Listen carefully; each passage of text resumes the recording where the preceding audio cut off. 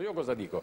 Oggi se l'articolo 37 del mio statuto, che farebbe sì che per quanto si produce in Sicilia, dalla ST, che può avere per quanto riguarda l'Italia sede a Milano, dalla ERG, che per quanto riguarda la produzione siciliana può avere sede a Genova, se si pagassero i tributi in Sicilia sarebbero 30 miliardi. Ma io non voglio che...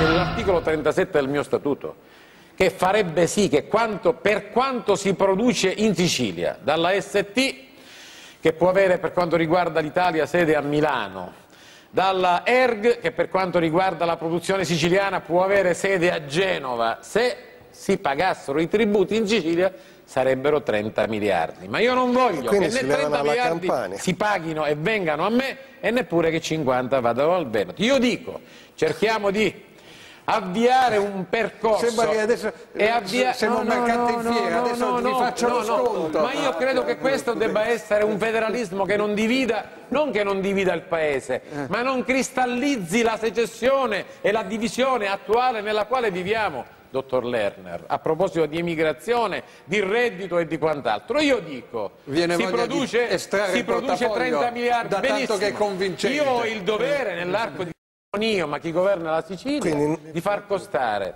perdonatemi, le TAC